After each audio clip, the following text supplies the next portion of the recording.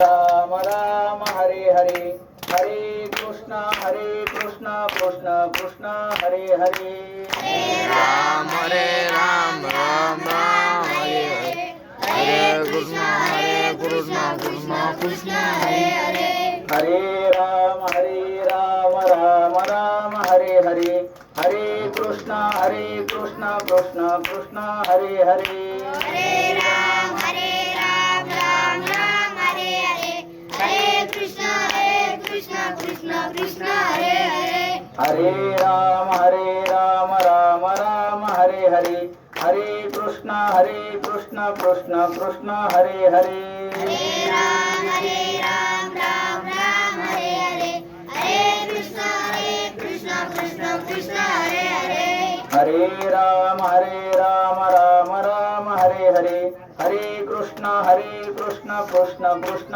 हरे हरे, हरे राम राम हरे हरे, हरे कृष्ण कृष्ण कृष्ण हरे हरे, हरे राम राम हरे हरे, हरे कृष्णा कृष्ण कृष्ण हरे हरे, हरे राम राम हरे हरे, हरे कृष्ण कृष्ण कृष्ण हरे हरे, कुंडली गवरदा हरिविठ्ठल श्री ज्ञानदेव तुकाराम पंढरीनाथ भगवान की जय, माऊली ज्ञानेश्वर महाराज की जय, जगद्गुरु तुकाराम महाराज की जय. गुरु जीवा मुक्ता भवन्ति साखरे वंश विख्यातम ज्ञानदान परायणम विनायकं गुरुं वन्दे भवबन्ध विमुक्तये, ज्ञान प्रताप विलसद वचनामृतेंच अद्वैत भाव पटुता हित बुद्धिरस्य ज्ञानेश्वरस्तु भगवान अवतीर्ण एव, श्रीरंगनाथं गुरुराज नमोस्तु तुभ्यं, श्रीरंगनाथं गुरुराजवर्यं मुमुक्षो नाम्ज्ञानदानैकदक्षं प्रभावती क्षेत्र निवासिनन्तन् नमामि वेदांत वेदां वरिष्ठं, नमामि वेदांत वेदां वरिष्ठं, अंतकाले च मामेव स्मरन् मुक्त्वा कलेवरं यः प्रयाति समुद्भावं याति नास्त्यत्र संशयः, मनोनिया परे माते अंतकाळे जाणता साते, जे मोकलती देहाते ती मीच होते.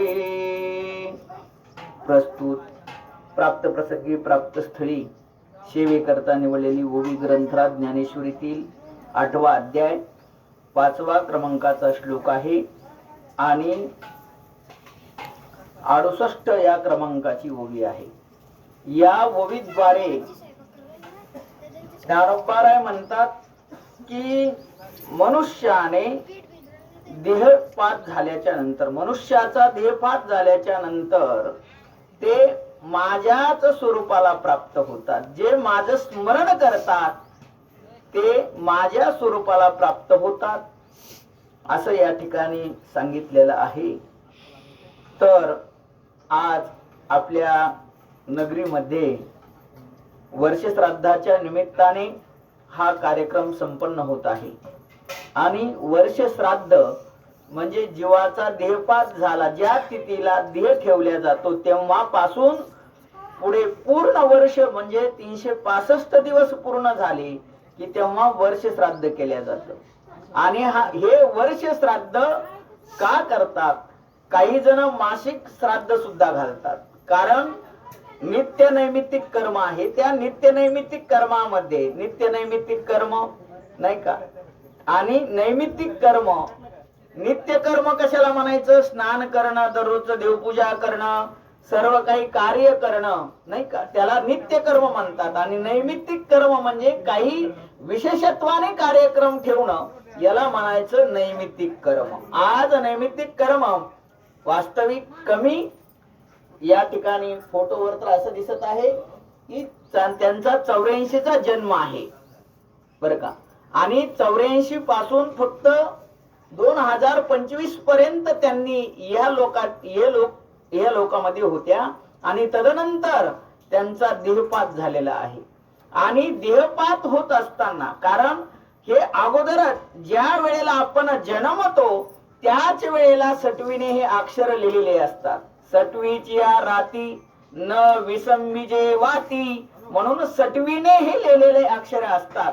ललाटीचे लिहिले ते ना चुके काही केले, काळे गोरे पण धुतले फिटवणे. आयुष्य हे आपल्याला जन्मतानाच मिळत असतं. म्हणजे कधी जन्म होणार आणि कधी मृत्यू होणार हे सटवीने अक्षर लिहिलेले असतात. मनुष्य म्हणतात की घातपात केला, असं झालं तसं झालं. कुणीही कुणाला मारत नसतं. मारायला काय, कारण ऋण वैर जर असेल तर ते मात्र चुकत नसतं. ऋण वैर हत्या नाही का, कधीही चुकत नाहीये माणसाची. म्हणून कुणीही कुणाला मारत नाहीये. म्हणून आपण चांगले कर्म केले तर आपल्याला त्याचं फळ जे आहे हे चांगलं मिळतं. म्हणून हे वर्ष श्राद्ध का करायचं, त्याचं कारण आहे की ज्यांनी आपल्याला जन्म दिला त्यांच्या ऋणातून आपण मुक्त झालं पाहिजे. कारण आई वडिलांनी आपल्याला पाळलेलं राहतं. किती आपल्यावर उपकार करतात आई वडील नाही का. लहानाचं मोठं करतात, एक घास 20 ठाई करून खाऊ घालतात नाही का. आणि एक घास 20 ठाई करून खाऊ घालतात, लहानाचं मोठं करतात, शिक्षण देतात आणि शिक्षणानंतर परत कुठेतरी त्याला लावण्याचा प्रयत्न करतात नाही का. त्याला चांगली नोकरी म्हणा, त्याला चांगला व्यवसाय म्हणा, की जेणेकरून त्याने चांगल्या प्रकारचा उदरनिर्वाह केला पाहिजे. आपल्या बालकाला कष्ट होऊ नये याकरता ते अथोनात प्रयत्न करतात. किती प्रयत्न करतात, रात्रीचा दिवस करतात, दिवसाची रात्र करतात. आज तुम्ही पाहता जगामध्ये कितीतरी लोक आहेत नाही का. इथं जर आपलं पोट भागत नसेल तर मुंबई पुणे अनेक ठिकाणी जाऊन उदरनिर्वाह चांगल्या प्रकारे कसा होईल, आपल्या बालकाचं शिक्षण कसं होईल या करता करतात. कारण शिक्षणाशिवाय मनुष्याची प्रगती नाही, लक्षात ठेवा. शिक्षण हे वाघिणीचं दूध आहे आणि ते आपण घेतलं पाहिजे. कारण ज्ञानाव्यतिरिक्त तरूच शकत नाही मनुष्य जीवनामध्ये. म्हणून ज्ञान पाहिजे मनुष्याला. ज्ञान जर नसेल तर त्याला दुःख भोगावं लागतं. म्हणून कुठल्याही प्रकारचं असो ज्ञान असणं गरजेचं आहे. व्यावहारिक ज्ञान म्हणा, पारमार्थिक ज्ञान म्हणा, असं जर असेल तर तो जीवन व्यवस्थित आपलं पार पाडू शकतो. म्हणून जीवन व्यतीत करण्याकरता आई किती संगोपन त्या बालकाचं करते नाही का. किती तळहाताचा पाळणा करते आणि तळहाताचा पाळणा करून त्या बालकांना सांभाळते. आणि बालकाला सांभाळल्याच्या नंतर बालकाचं इति कर्तव्यता असते की आई आपल्या आई वडिलांची सेवा करणं, वृद्धकालामध्ये त्यांची सेवा करणं हे बालकाचं कर्तव्य असतं. उद्धटपणाने काही काही बालक बोलतात, एकदा जन्माला आले ना की उद्धट बोलतात, म्हणतात तुमचं कर्तव्य. अरे कर्तव्य आहे पण त्यांना तू सुखाने तरी एक घास दे नाही का.